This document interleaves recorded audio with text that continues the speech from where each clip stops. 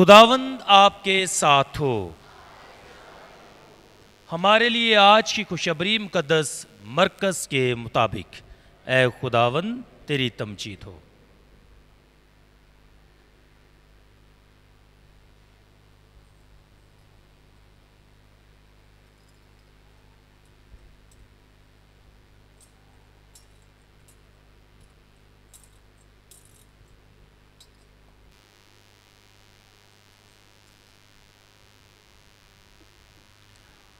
اس کے چھٹے باب میں سے ایک دن یسوع اپنے وطن آیا اور اس کے شاگرد اس کے پیچھے ہو لیے۔ جب سبت کا دن آیا تو وہ عبادت خانے میں تعلیم دینے لگا اور سننے والوں میں سے اکثر حیران ہو گئے اور کہنے لگے، اسے یہ سب کچھ کہاں سے ملا اور یہ کیسی حکمت ہے جو اسے بخشی گئی ہے، اور کیسے معجزے اس کے ہاتھ سے ظاہر ہوتے ہیں۔ کیا یہ وہ بڑھئی نہیں، ابن مریم اور یعقوب اور یہودا اور شمعون کا بھائی، اور کیا اس کی بہنیں ہمارے ہاں نہیں؟ اور انہیں اس کے سبب سے ٹھوکر لگی۔ اس پر یسوع نے ان سے کہا کہ نبی کہیں بے عزت نہیں ہوتا مگر اپنے وطن اور اپنے رشتہ داروں اور اپنے گھر میں۔ اور وہ کوئی معجزہ وہاں نہ دکھا سکا سوائے اس کے کہ تھوڑے سے بیماروں پر ہاتھ رکھ کر انہیں شفا بخشی۔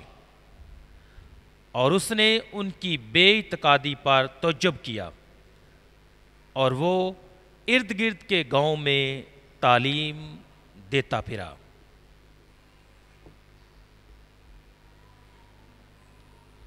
انجیل پاک کے وسیلے سے ہماری خطائیں معاف کی جائیں۔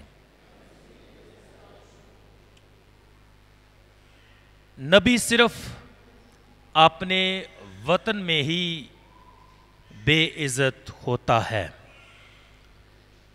مسیح خدا میرے عزیزو، سال کے دوران آج 14واں اتوار ہے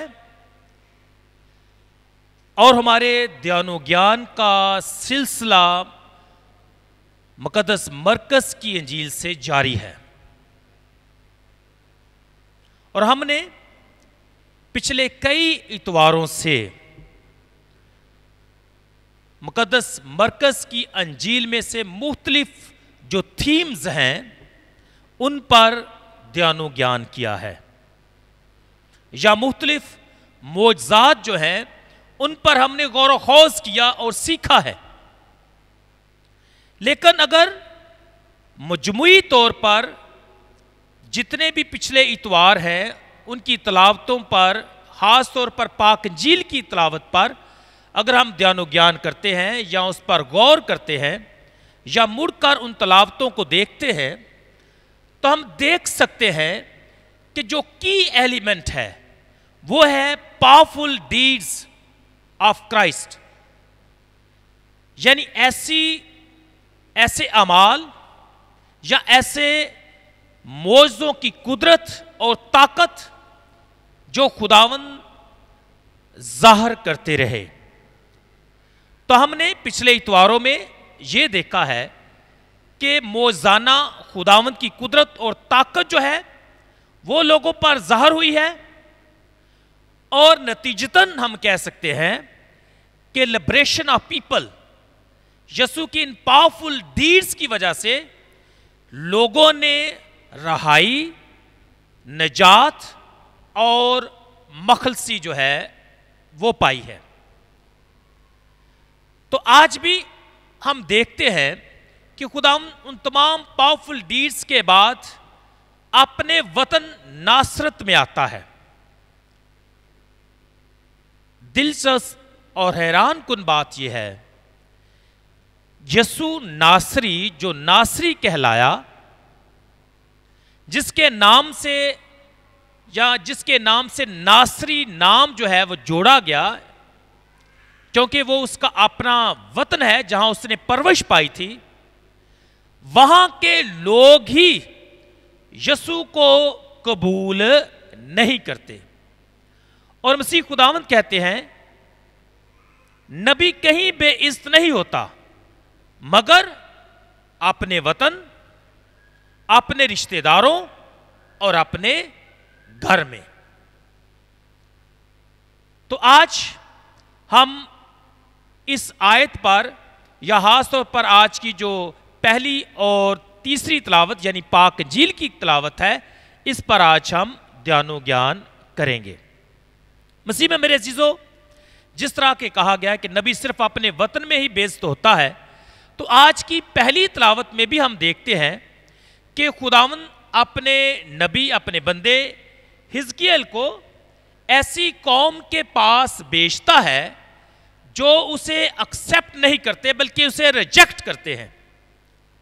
اور اس قوم کے بارے میں جو بیان کیا گیا ہے کہ وہ کیسی قوم ہے یا کیسے لوگ ہیں، چند ایک فکرے جو ہیں بڑے سخت ہیں، لیکن ان کی ریئلٹی کے جو ہے، جو لائف ہے، اس کو بیان کرتے ہیں۔ لکھا گیا ہے کہ خداوند کہتا ہے کہ میں تجھے ایسی قوم کے پاس بھیجتا ہوں جو باغی ہے، باغی قوم ہے، ایسی قوم ہے جو سخت دل فرزند کی مانند ہے، یا ایسی قوم ہے جو سرکش گھرانے کی مانند ہے۔ تو میں تمہیں ان کے درمیان نبوت کرنے کے لیے، اپنا پیغام پہنچانے کے لیے بھیجتا ہوں۔ اور ہم جانتے ہیں کہ اگر باغی قوم ہے، سخت دل لوگ ہیں یا سرکش گھرانہ ہے، تو یقینی طور پر وہ خدا کے کلام کو، خدا کے بندے، اس کے نبی کو قبول نہیں کرتے۔ اور یہی صورتحال آج ہم نے مقدس مرکز کی انجیل میں دیکھی ہے کہ یسوع اپنے وطن میں آتا ہے، یعنی ناصرت میں آتا ہے۔ جب سبت کا دن آتا ہے تو وہ عبادت خانے میں جا کر تعلیم دیتا ہے، اور سننے والے حیران ہوتے ہیں اور کویسچن کرتے ہیں کہ یہ حکمت، یہ شفا کی قدرت اور طاقت اسے کہاں سے ملی؟ اور لکھا ہے کہ وہ اسے قبول نہیں کرتے۔ تو مسیح میں میرے عزیزو، آج کی پاک انجیل کو سمجھنے کے لیے میں نے بنیادی طور پر 3 نکات کا جو ہے وہ اس پر ہم نے غور کرنے کا غور کریں گے، اور آج کی پاک انجیل انہی 3 نکات کے ذریعے سے ہی بہتر طور پر ہم یقینی طور پر سمجھ پائیں گے۔ تو وہ 3 نکات کیا ہیں؟ پہلی بات یہ ہے کہ لوگ حیرت زدہ ہوتے ہیں، a sense of wonder۔ لکھا ہے لوگ حیران ہو گئے اور کہنے لگے کہ اسے یہ سب کچھ کہاں سے ملا ہے۔ پہلا نکتہ۔ دوسرا نکتہ ہے the statement of facts، کہ وہ حقائق بیان کرتے ہیں یسوع کے بارے میں کہ وہ کون ہے، یعنی یہ بڑائی ہے، یہ ابن مریم ہے، اس کے بھائی اور بہنیں ہمارے ہاں رہتے ہیں۔ اس کے بارے میں جو حقیقت ہے یا حقائق جو ہیں وہ بیان کرتے ہیں۔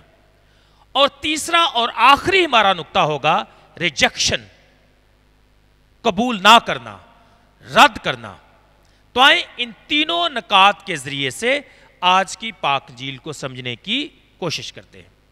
تو ہمارا پہلا نکتہ ہے a sense of wonder، حیرت زدہ ہونا، حیران ہونا۔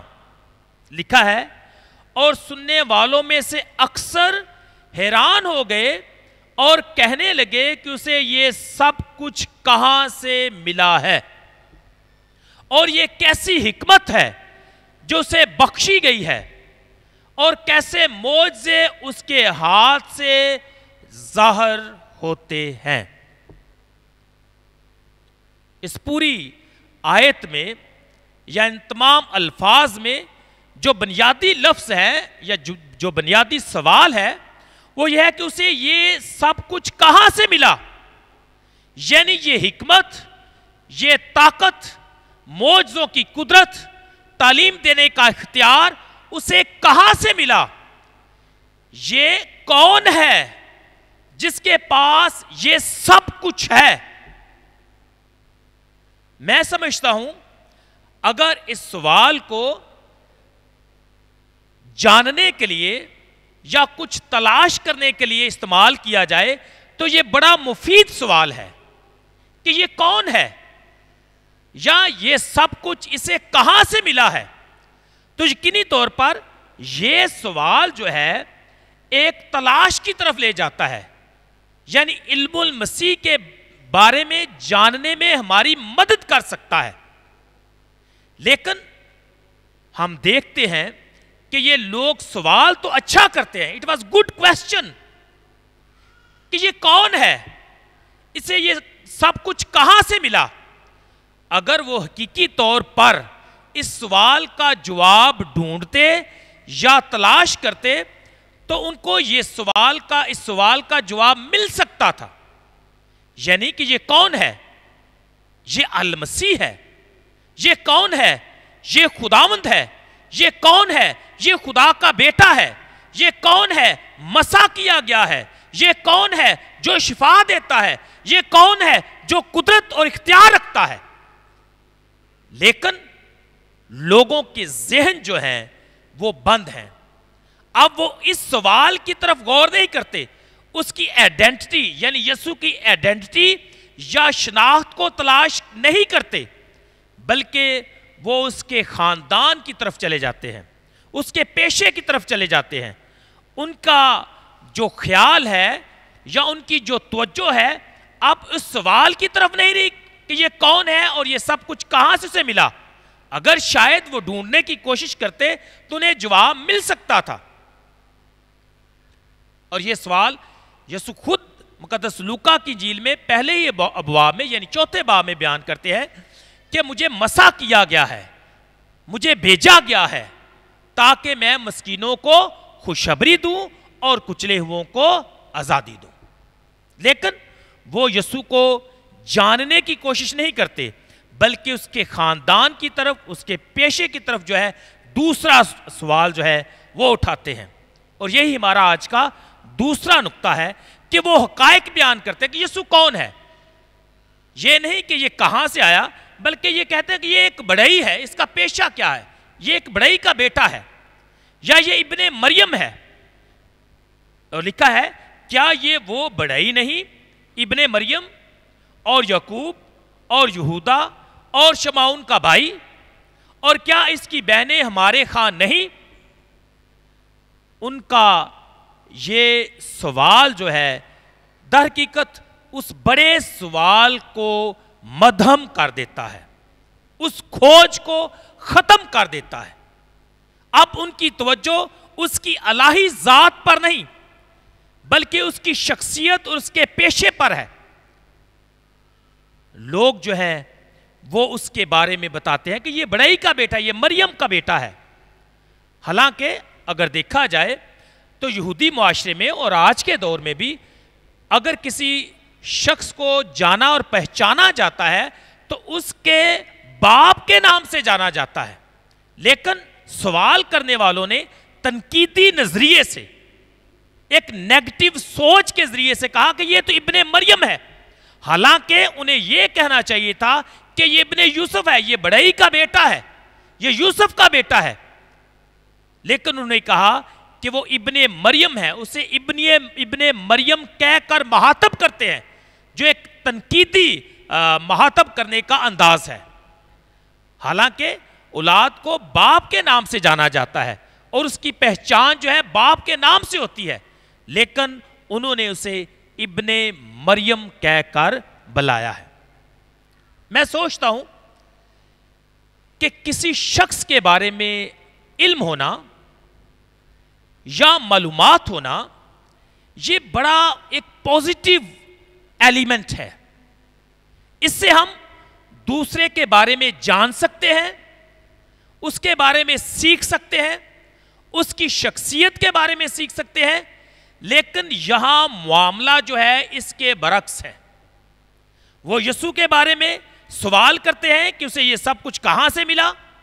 وہ یسوع کے بارے میں بنیادی معلومات جو ہے، انفارمیشن جو ہے وہ بھی رکھتے ہیں کہ یہ ابن مریم ہے، یہ بڑائی کا بیٹا ہے، اس کے بھائی اور بہنیں ہمارے ہاں رہتے ہیں. اب اسی علم سے بنیادی جو معلومات ہیں ان کو پروگریس کرنی چاہیے تھی، ان کو آگے بڑھنا چاہیے تھا. علم المسیح میں بڑھنے کا ایک بڑا خاص موقع ہے جو انہوں نے گنوا دیا. اگر ان کے پاس یہ بنیادی انفارمیشن ہے کہ یہ کون ہے تو وہ اس کی الہی ذات کو، اس کے معجزات اور اس کی قدرت اور اس کی حکمت اور اس کی تعلیم سے اس کا کھوج لگا سکتے تھے یا اس کو جان سکتے تھے. تو لہٰذا یہ بنیادی معلومات ان کے پاس ہیں، لیکن اس کے باوجود بھی وہ یسوع کو رد کرتے ہیں یا اس کو ریجیکٹ کرتے ہیں، اسے قبول نہیں کرتے. تو اسی سے ہمارا آج کا جو تیسرا نقطہ ہے وہ شروع ہوتا ہے. they could not accept him. Rejection کی بات ہے. انہیں ان کے سبب سے کیا لگی؟ ٹھوکر لگی. مسیح میں میرے عزیزو، لوگ یسوع کو جانتے ہوئے بھی اسے قبول نہیں کرتے. اس کے معجزات، حکمت، تعلیم اور اختیار کو دیکھنے کے باوجود بھی اسے ریجیکٹ کرتے ہیں.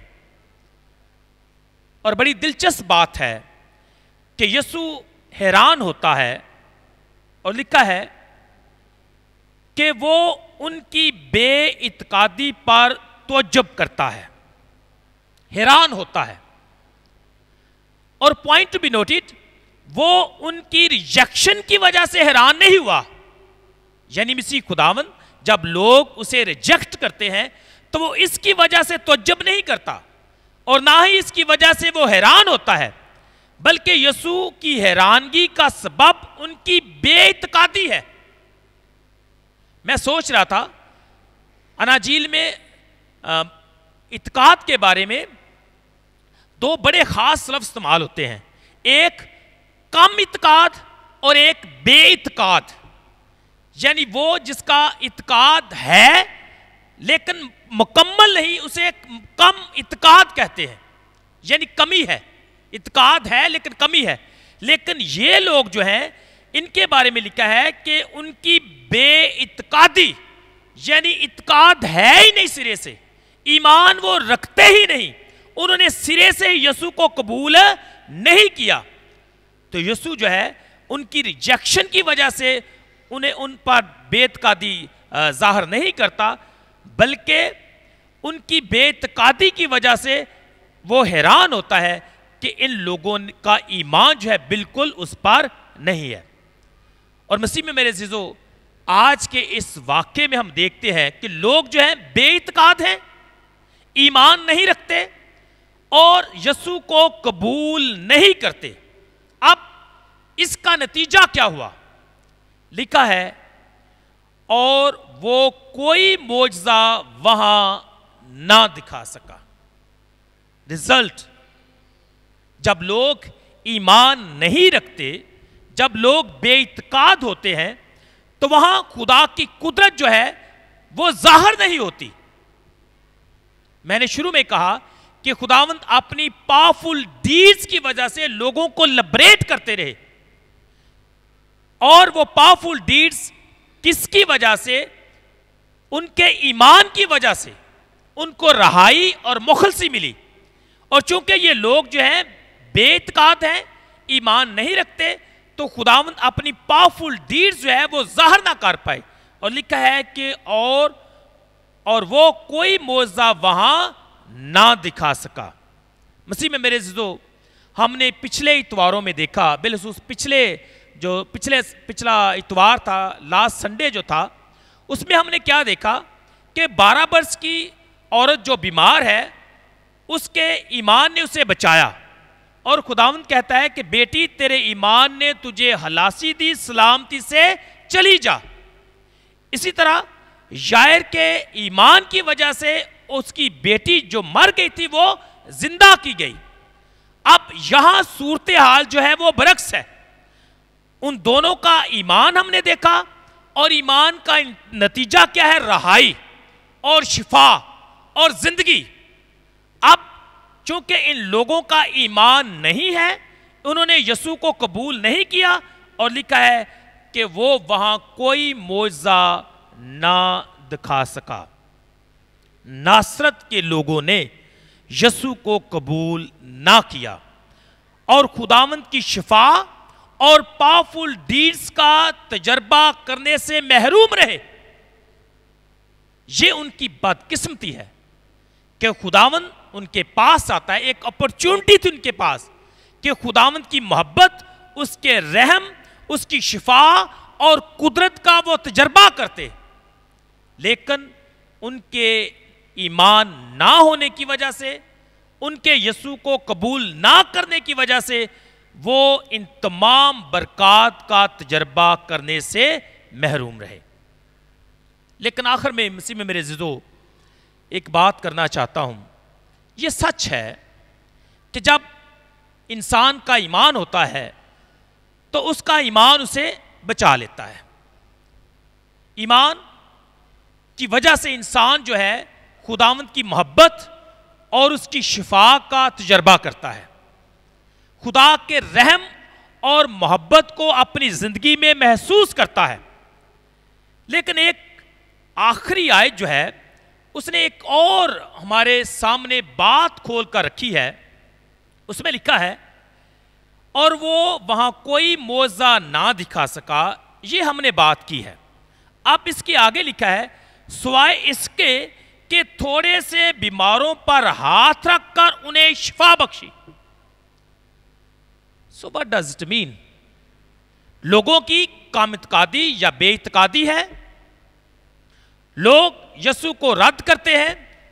یسوع وہاں معجزہ نہ دکھا سکا, لیکن اس کے باوجود بھی ہم دیکھتے ہیں کہ وہ تھوڑے سے بیماروں پر ہاتھ رکھ کر ان کو کیا بخشتا ہے؟ شفا بخشتا ہے. میں سوچ رہا تھا کہ ہم انسان جیسے بھی ہیں, کام اعتقاد ہیں, یسوع کو قبول نہیں کرتے, اس کی تعلیم کو رد کرتے ہیں, اسے پہچاننے سے انکار کر دیتے ہیں, لیکن اس کی شفقت, اس کی محبت اور اس کا رحم پھر بھی ہمارے لیے دستیاب ہے. He keep on loving us. اس کی فکر پھر بھی ہمارے لیے برقرار ہے. لوگوں نے یسوع کو رد کیا, لوگوں نے یسوع پر سوال اٹھائے, انہوں نے اسے ابن مریم کہہ کر پکارا, اس کو بڑائی کہہ کر پکارا, اس پر سوال اٹھائے, اس کو ریجیکٹ کیا. یسوع نے لکھا ہے کہ وہاں قدرت ظاہر نہ کی, لیکن اس کے باوجود بھی لکھا ہے کہ اس نے بیماروں پر ہاتھ رکھ کر انہیں شفا بخشی. مسیح میں میرے عزیزو, ایسے لگتا ہے کبھی کبھی یہ ہماری ہیومن کنڈیشن ہے. ہم خداوند کو وہ پیار نہیں کرتے جو ہمیں کرنا چاہیے, یعنی دل و جان سے اس سے پیار کرنا, یا ہم اس کے حکموں پر عمل نہیں کر پاتے. ہم اس کو کئی دفعہ ڈینائی کرتے ہیں, رد کرتے ہیں, کئی دفعہ اسے قبول نہیں کرتے, شاید ہیومن ویکنس کی وجہ سے. لیکن اس کا مطلب یہ نہیں کہ خداوند ہمیں چھوڑ دیتا ہے. آج کی تلاوت سے ایسے ہی معلوم ہوتا ہے کہ ہم جیسے بھی ہیں, ہم جس طرح کے بھی ہیں, ہماری ہیومن کنڈیشن جو ہے وہ چاہے کیسی ہے, ان تمام چیزوں کے باوجود خداوند مسلسل ہم سے پیار کرتا ہے. وہ ہمیشہ ہماری فکر کرتا ہے. وہ ہماری بے اعتقادی پر نظر نہیں کرتا, بلکہ اس کا رحم اور محبت تمام انسانوں کے لیے یکساں ہے. یہی وجہ ہے کہ رد کیے جانے کے باوجود, لوگوں کے سوال و جواب کے باوجود لکھا ہے کہ وہ بیماروں پر ہاتھ رکھ کر انہیں شفا دیتا ہے. یعنی ریسکیو مشن جو ہے، بچانے کا مشن جو ہے، رہائی دینے کا عمل جو ہے وہ جاری رہتا ہے. تو آئیں اس بات کے لیے خدا کا شکر بجا لائیں کہ خداوند مجھے اور آپ کو عزیز جانتا ہے، وہ ہمیں پیار کرتا ہے، وہ ہمارا خیال رکھتا ہے، ہم جیسے بھی ہیں پھر بھی وہ ہمیں قبول کرتا ہے. اور یہ اس کی محبت، اس کا رحم اور اس کی خاص شفقت ہے. آئیں ان تمام باتوں کے لیے خدا کا شکر بجا لائیں. مسیح خداوند کے وسیلہ سے آمین.